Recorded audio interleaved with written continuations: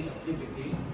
We will, I will say Mass at 11:15 to conclude the morning session, and then we will resume in the afternoon around 1:30, because by 3 o'clock I need to be out of this place, because we have to get here by 5 o'clock, because I have a 7:45 flight to catch back to Cagayan de Oro.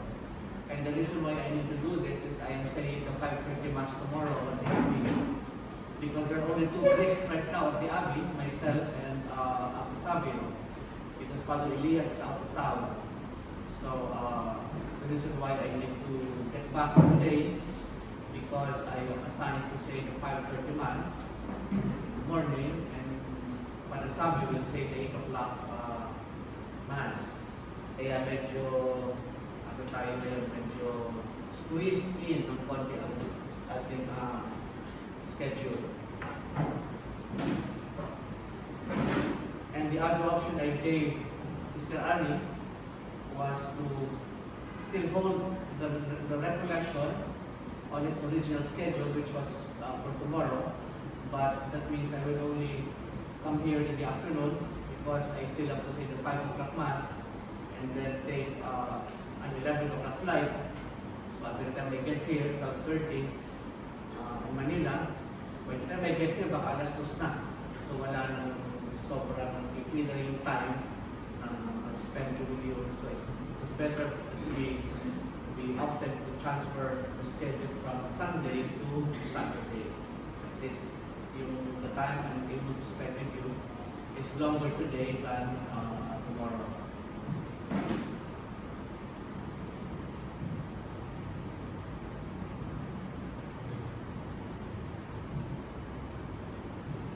We have two calendars. We keep two calendars. We follow two calendars. One calendar is called the secular or civilian calendar, the calendars that many households have at home in their homes. And that is the calendar that begins with the month of January and ends with December. And we call that a civilian calendar. But there's also a liturgical calendar that we Catholics follow. And the liturgical calendar begins not with the first month of the year, but it begins with the coming of Advent. Every Advent time signals the beginning of a new liturgical year. And today, we are just about to end the first week of Advent, because tomorrow is the second week, or the second Sunday of Advent. So a new liturgical year always begins with the Advent season. And the season of Advent consists of 4 Sundays.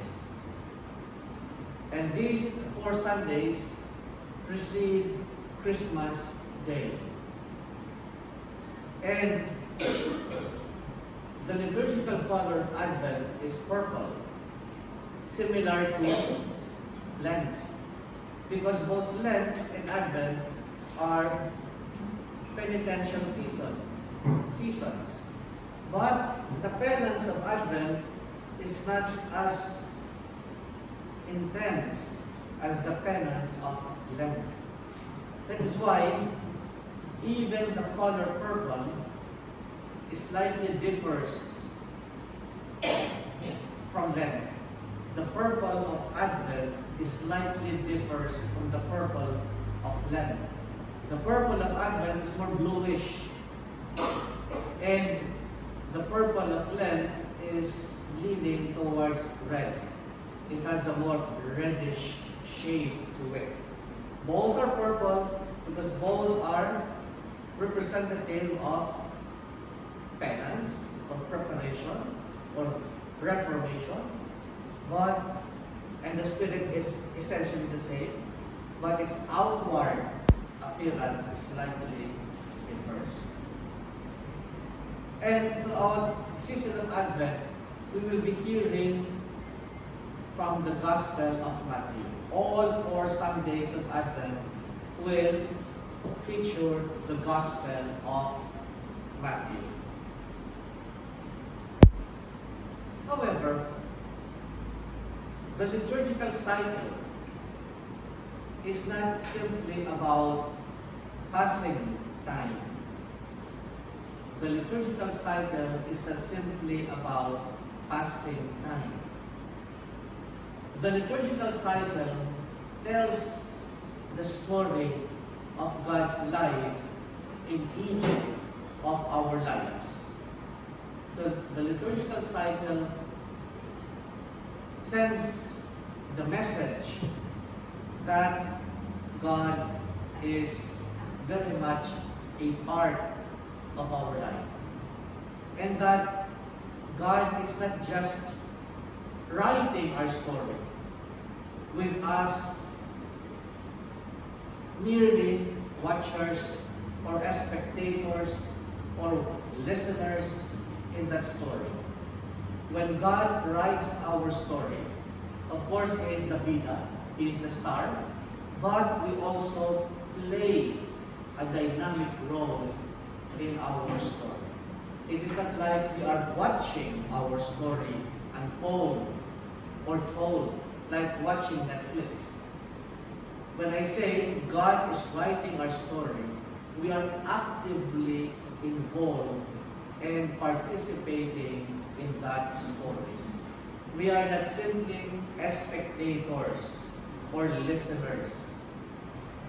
And all seasons in the liturgical year are meant to relive the life of Christ, are meant to relive the life of Christ. Liturgy is the means by which we tell, we live, and experience our story written by God. And because it is a story written by God, with us participating actively in that story, then it is not fiction. It is real. It is real. And God's story also becomes our story. Because both of us, God and each of us, play a major role in that story. God is the star, but we play a major role in that story. And so, all the seasons in the liturgical calendar, be it Advent or Christmas, Lent or Easter, the ordinary time of the year, all cycles in the liturgy tell the story of our lives. All the cycles in the liturgy tell the story of our lives. That is why at Christmas, we are, at Advent, and especially at Christmas, we are reenacting, we are reliving what happened on that first Christmas night, roughly more or less 2,000 years ago, or even more. So at Christmas, we are reenacting, reliving what happened on that first Christmas night. That is why we have Belens in our homes. The Belen is a reenactment, a reliving of that first Christmas scenario, of that first Christmas scene. Mary, Joseph, the manger, the infant, the animals, the shepherds, the star, the angels, the hay, the stable. All of these are meant to bring to life an event that happened 2,000 years ago. Many liturgists teach that the liturgy is man's yearning for God. And through the liturgy, we receive the grace of God. And the grace of God is God's yearning for us. You see the connection? The liturgy is our yearning for God. And the liturgy also becomes a channel through which God's grace is given to us. The liturgy is the channel by which we receive God's grace. And the grace of God is yearning for us, is longing for us. So whenever we participate in the liturgy, we are in effect expressing our longing for God. And because the liturgy is an expression of our longing for God, all liturgical celebrations is a celebration of love. The Eucharist, even the liturgy of the hours, the divine office, any reason, any moment, any time when the faithful is assembled together for the liturgy is a collective expression of our yearning and longing for God. And in a liturgical event, especially in the Eucharist, we experience and receive and welcome God's grace. And God's grace is God's yearning for us. So there is a mutuality that happens in the liturgy between us and God. And this yearning, this story of yearning, meaning to say God's yearning and our yearning, God's longing and our longing, begins in Advent. Liturgically, this story of holy longing and holy yearning begins in Advent. Advent means coming or to come. Advent means coming or to come. And Advent is really about two comings. Advent is about two comings. First, it is waiting and watching for the arrival of Christ child, of Christ the child, of Christ the infant. That is the first coming. But that coming had already taken place because God already came in Jesus. That is the first coming. But at Christmas, during Christmas, we relive and reenact. We dramatize that first coming. So the first coming happened already. It happened 2,000 years ago when God became a human being. And that happened in a given place, in a given country, to a given race or culture. It happened during the Roman occupation of Israel. It happened when this emperor was in charge and this governor was in charge. In fact, if you read the Gospels, the infancy narratives, we are told that there was a census called by the governor, and many people were assembled or trooped to Bethlehem to register. So it was a very busy time, and on the first Christmas night, it was a very busy night. All the inns were occupied by visitors from all over Judea who trooped to Bethlehem to register as ordered by the governor. And that explains why Mary and Joseph had nowhere to go. So Mary can deliver her baby. Not that they were refused outrightly, not that they were rejected. There was just too many people in Bethlehem that first Christmas night. And so they settled for a stable. And they settled for a place where animals are kept for the night and where animals are fed. So, the first coming of Christ was a historical coming. Meaning to say, it happened at a particular period in human history. But that first coming is what we relive, is what we dramatize, what we reenact during Christmas. And every time we reenact and relive and dramatize that first historical coming, we experience new life. We experience new hope. And there is a rebirth in our lives and in our world. Because Christmas must remind us that God has fulfilled His promise in Jesus. That God has fulfilled His promise in Jesus. Now, there is a second coming. The first coming already happened, and we commemorate that first coming year after year at this time, from Advent till Christmas. But there is also a second coming. But this is yet to happen. This is yet to happen. We do not know when the second coming will take place. That is why if you notice, all the readings leading to Advent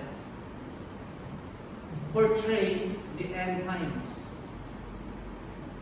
Cosmic activities, calamities, division in the family, chaos, confusion, violence, all kinds of disorder.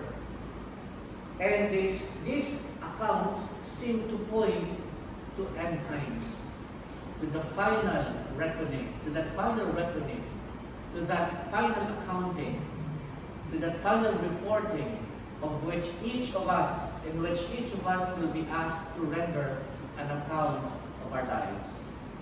But again, this is yet to come. And this is what we are also waiting and watching for. And in a way, this is a more scary waiting. This makes our waiting a little bit more scary. We experience anxiety. We experience fear because we do not know how the end will come. Recently, NASA reported that there is a huge asteroid on its way on Earth's path. And in fact, there was already an explosion in the atmosphere that happened somewhere over Canada.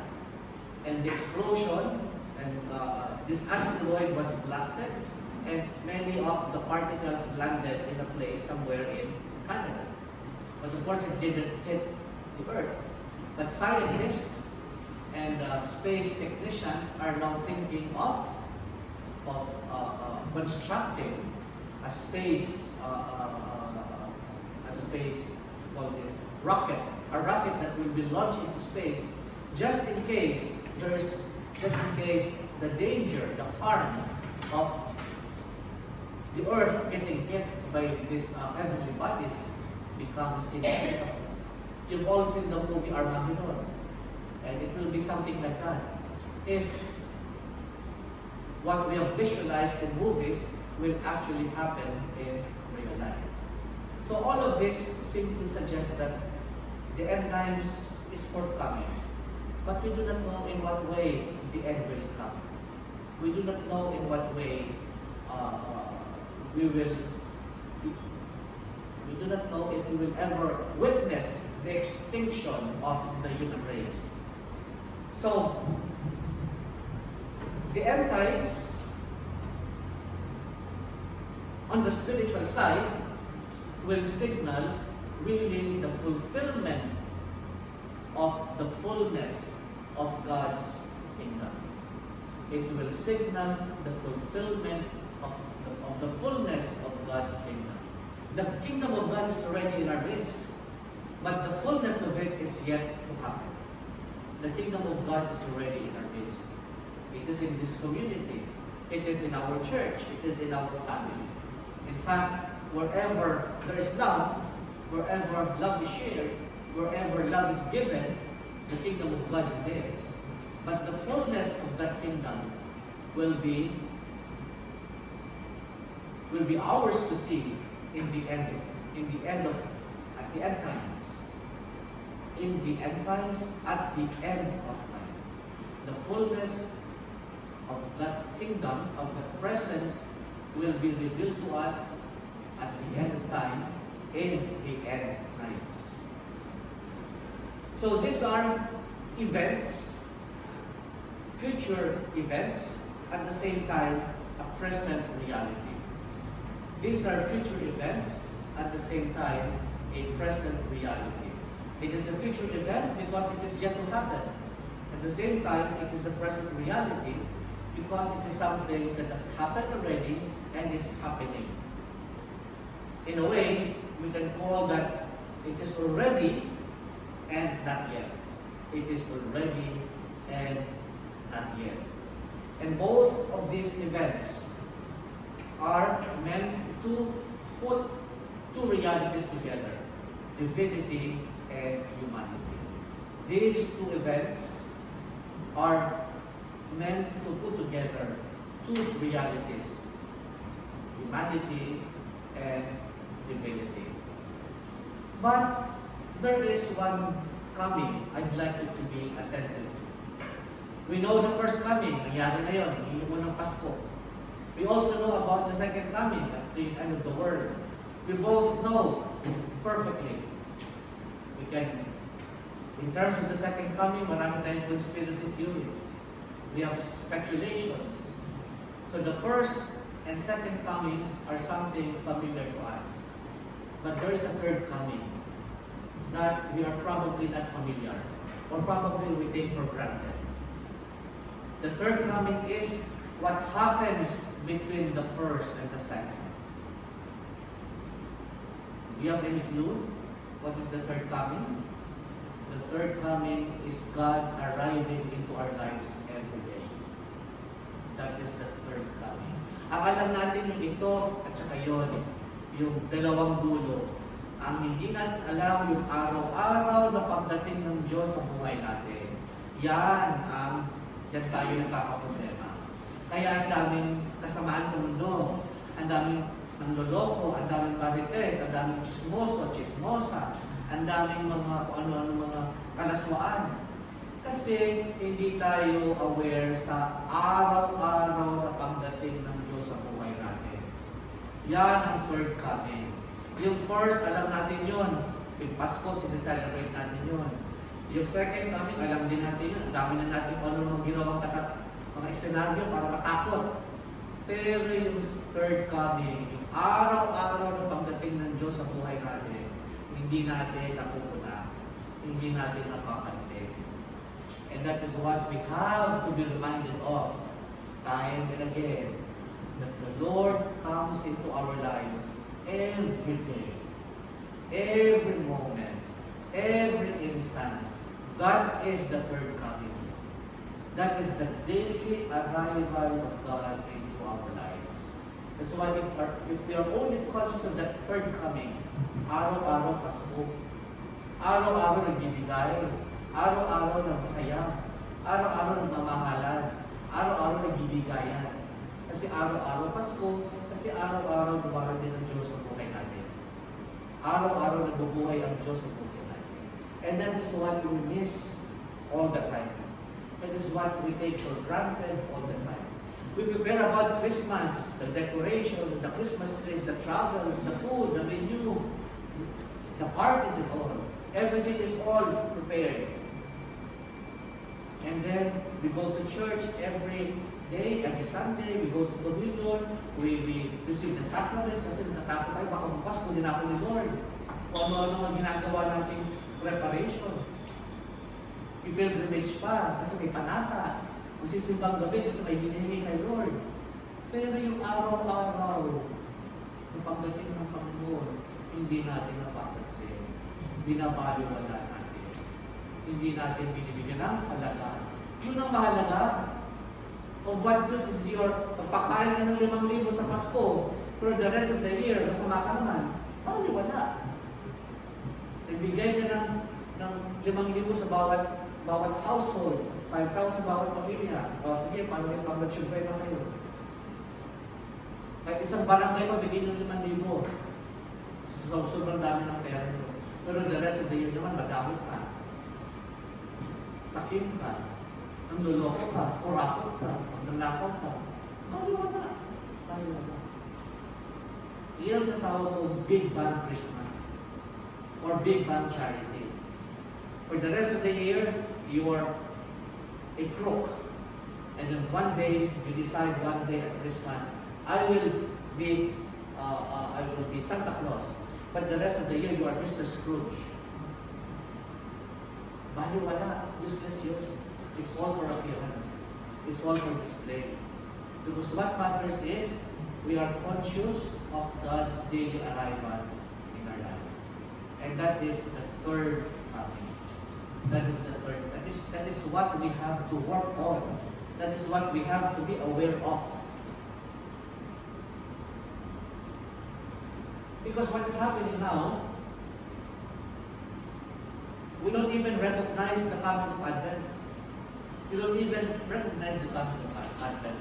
And probably before you got into the renewal, I probably never thought there was this 4 Sundays leading to Christmas.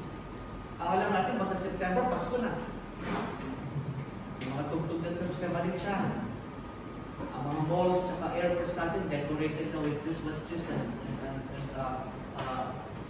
mga regalo-regalo na kapalo, puno-puno, may laman. So September pa lang, what we know is Christmas is around the corner.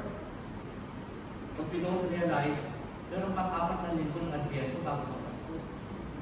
And that is what we miss. And for many of us, maybe not us, but others, for many others we know, the 4 Sundays of Advent are too often just countdown to Christmas. Every day sa balita, manunin natin, 73 days till Christmas. 5 days till Christmas. So it becomes a countdown. But what we don't realize between now and December 25, these are days of intense preparation. These are days of intense preparation. But sadly, the days of Advent are simply countdown to Christmas. That the days of Advent simply are days when we get things ready for Christmas. I remember a Filipino family in San Francisco. Di ba, they have Halloween. Sa Amerika may Halloween. This is around November. Yung ating mahal, yung ating Todos los Santos, All Souls Day, All Saints Day, Halloween sa kanila. And it's common for them to have, pumpkins displayed on their yard. Sa labas ng bahay nila, may mga pumpkins, may kandila, may ilaw. And then they decorate their houses with scary models or figures. It's Halloween. And there was this Filipino family who just migrated to the US. And so, they had the usual Halloween, they dressed the yard, the house with Halloween items. May mga gamba, may mga Dracula, may pumpkin, and then as soon as Halloween was over, pinalitan nila yung pumpkin ng Santa Claus. And of course, sa Amerika, na-shock sila. Bakit may Santa Claus? November pa lang. May isang family doon na neighbor nila, binato yung Santa Claus. Binato, nagkabutas-butas. Apparently, they were reacting to the Santa Claus that was already put in the yard. And that's what I'm saying. Kung minsan, we fast-track what should be kept to its rightful place. And probably, this family simply wants to feel the Filipino Christmas spirit. But the thing is, sometimes we do things for the wrong reasons, and we don't really do it for its original meaning. And I couldn't blame this family who targeted them because really it isn't yet Christmas. It isn't yet Christmas. But you have already put out a Christmas symbol, Santa Claus. So, the days leading to Christmas is really reduced to a countdown. Santa Claus has been out since, well, since as early as September. May mga Christmas lights na, may mga parol na, may Santa Claus na, may Christmas tree na. And that's only September. It's only September. And the problem is, as early as September, our shopping lists have already gotten so long. And as we get closer to Christmas, the shopping list gets longer and longer, but the shopping days get shorter and shorter.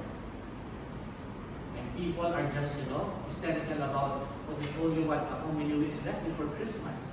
And I still have, a long list to buy, a long list to look at, so I can buy the items I need to buy.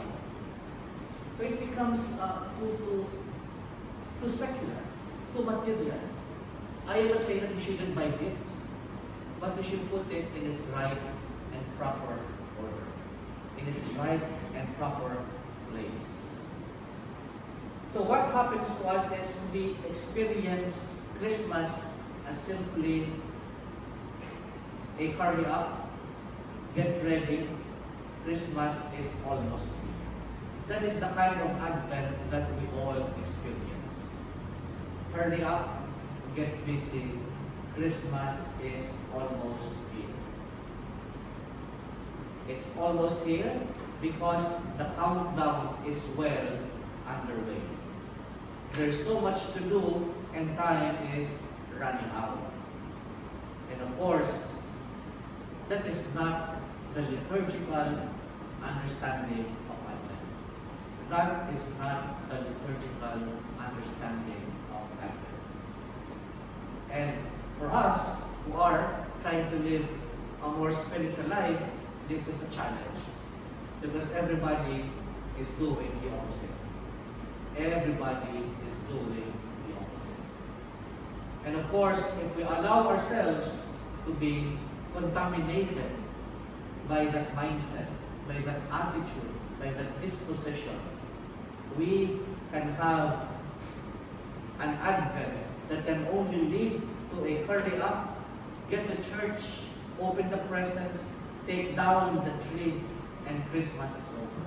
That is the kind of Advent that many of us experience. We're always running, get up, get ready, let's go to church, open the presents, and take down the decoration, and before you know it, Christmas is over. And you sometimes wonder, we all sometimes wonder, tapos na ang Pasko. Pero all those times, what were we doing? We were just busy running around. We were just busy beating the traffic. We were just busy pleasing people. But deep down, we never had a real spiritual experience. We never had a real spiritual encounter. We never had a real spiritual Advent and spiritual Christmas. It was all materiality, it was all droppings, it was all frosting, it was all externals, but deep down, nothing. And Christmas, another Christmas is over, and we look forward to the next one. We look forward to the next exhausting, gift-driven, decoration-driven Christmas.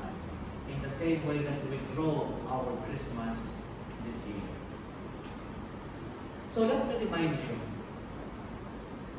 that the 4 Sundays of Advent are not the time we prepare for Christmas, but the time in which we are being prepared for Christmas. I repeat, dalawang bagay yun. Advent is not the time when we prepare for Christmas.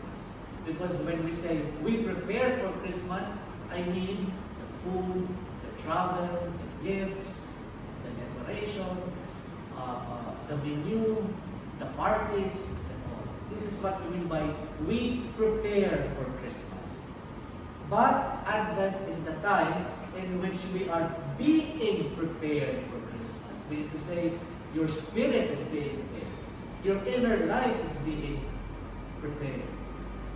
That there is a spiritual component to Christmas. So those are two things. Advent is not the time when we prepare, but it is the time in which we are being prepared.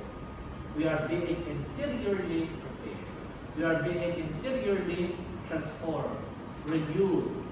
That is why this is a time for self-review, a time for self-examination, a time to look at what is in our hearts. In fact, this is the time when you should consider going to confession. This is the time when you should consider going to confession. That is, if you let Advent to be, if you allow Advent to be the time in which we are being prepared for Christmas. And as Catholics, as meditators, Advent is a time when we join the church to stand up against the busyness of life. We should stand up against the busyness of life. Shopping, parties, cooking, travel, and decorating. I am saying that you should give up all of this, but you have to balance all of this with time given to stillness, given to silence, given to quiet. And this is my fear. When Christmas comes around, no more meditation. Meditation takes a backseat. And then we have meditation like we have, socks to wait for Santa Claus to put candies in it. That is what happens with meditation. Isasabit din natin katabi ng mga medyas. Okay, in meditation, isasabit din sa Christmas, kasama ng mga Christmas balls. Ang ganda-ganda ng meditation, ang ganda-ganda, pero gawin mo. Hindi dapat mawala ang meditation during this time. More so, you need to meditate. Kasi kailangan natin balansehin, kailangan natin manindigan against the busyness that the Christmas season brings to us. The busyness, the noise, the confusion, the chaos, which is the exact opposite of what Christ brought on that first Christmas time. Christ is supposed to bring peace. Christ is supposed to bring serenity, tranquility. But what happens during Christmas? Because of the business, may ilang busy, may ilang ulo, aaway-away. Hindi nabili spaghetti sauce, hindi masarap spaghetti. Kulang di maganda kasi walang kesyo ni Bona. O yung hamon, sobrang alat. So ipag-aawayan yan. O kaya, kung bukas ng regalo, hindi na-expect, gusto mo iPhone, binigay sa iyo, Realme. Yung mga bagay-bagay na corrupt Christmas. Because we enter into Christmas with the wrong spirit. And as meditators, it will help if we remain faithful, if we remain consistent with the discipline of meditating. Because we need to slow down. We need to be still, we need to be quiet in the midst of the hysteria of Christmas. In the midst of the speed of Christmas. And during this time, when there are so many distractions, when we are put away by many distractions, that we really are to keep awake. We have to keep looking and to keep listening for the God who is always coming to us. Let us be awake. Let us be attentive. Let us listen for the God who is always coming to us. We are called to prepare the way of the Lord. We are called to prepare the way of the Lord. I know that Santa Claus is coming to town, but He is not the one we are waiting for. We hear this in a popular Christmas carol. Santa Claus is coming to town. But that is not why we are here. That is not why there is Christmas. We are preparing for the coming of the Lord. We are preparing for the way of the Lord. And the best way to wait, and rather the best way to prepare, is to watch and reflect and wait. The best way to prepare is to watch and wait and reflect on who we are. And who we are is sinful. Who we are is we lack forgiveness. We lack generosity. Who we are is we are indifferent, insensitive. And so, as we wait and watch and reflect, we look for Christ in the unexpected places in our life. We look and see and meet Christ in the unexpected places in our life. And what are these unexpected places in our life? These are the places of unforgiveness. These are the places of insensitivity. These are the places where we do not mind people, where we take people for granted. These are the places where we are indifferent to not only physical hunger, but to the spiritual hunger of people. The hunger to be loved, the hunger to be accepted, the hunger to be loved. These are the places where Christ is. These are the places where Christ comes. These are the places where Christ is found. And so let us go to these places. Let us go to these places and experience Christmas. And experience Christmas. And when we experience Christ in these places, then our expectancy, our hoping, our waiting has meaning. When we go to these places and experience Christ in these places, then our expectancy and hoping and waiting has meaning. But of course, that is hard work. It is going to be hard work, especially at this time, when we call this time the busiest time of the year. The busiest time of the year.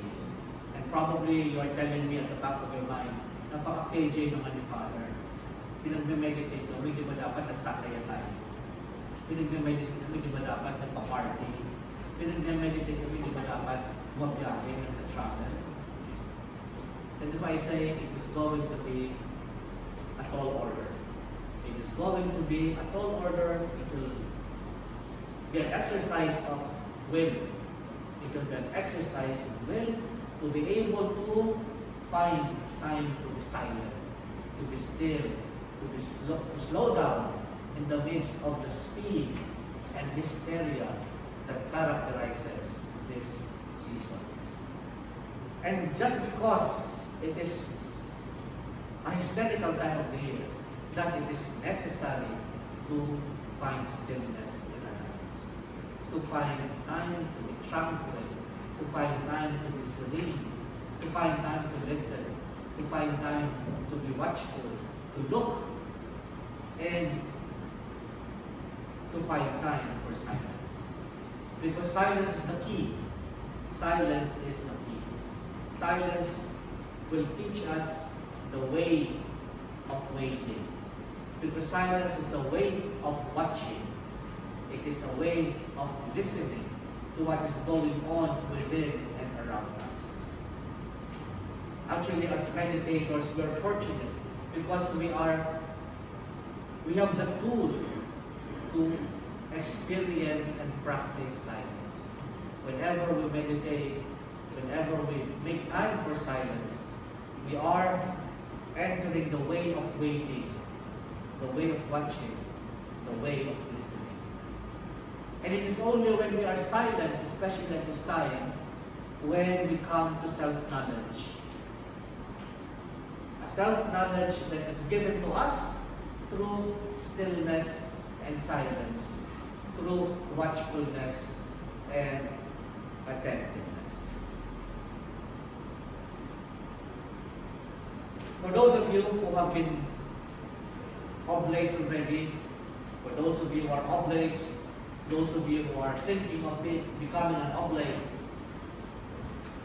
you have gotten so familiar with the Desert Fathers and the Desert Mothers. This is something that is no longer new to you. You have read and heard stories about the Desert Fathers and Mothers. And the Desert Fathers and Mothers are experts on watching and waiting. And let me just share to you two stories about this venerable ancient wisdom. There was this Abba called Abba Arsenius. And Abba Arsenius heard a voice, and the voice told him, Arsenius, flee, be silent, pray always. There's another story, this time about Abba Kemen. And Abba Kemen was told, be watchful inwardly and be watchful outwardly. These two little stories are not just meant for desert dwellers. Meaning to say, the message of these two stories are not just meant for people who live monastic lives or oblate lives or people who meditate. These stories are communicating a practice that we so need at this time, because we live in a culture of excessive distraction. We live in a culture of noise and busyness. We live in a culture that seeks comfort and convenience, instant gratification. And so all the more, we need to pay attention to the wisdom of the desert. Flee, be silent, pray always. Watchful inwardly, watchful outwardly. What is in effect these stories are telling us is this: be mindful, prioritize, reorder, reform your values. And so we cannot ignore this wisdom. We cannot take this wisdom for granted. We cannot simply dismiss them as outdated, irrelevant, ancient. It is precisely we call them wisdom because they are just as relevant to us as it was 1,200, 500 years ago. So I wonder what we would discover if for the season of Advent we took 5 minutes, 10 minutes, 15 minutes, 30 minutes each day to just sit and be still, be silent, waiting and watching. See what difference it will make. 5, 10, 15, 30 minutes of silent watching, silent waiting, and wonder what difference it will make in our lives. And as we try to create an oasis of quiet and peace and silence amidst the hysteria and rushing and running of these days leading up to Christmas, be mindful to ask yourself this question: what would the coming of Jesus show us or say to us? What would the coming of Jesus show us and say to us?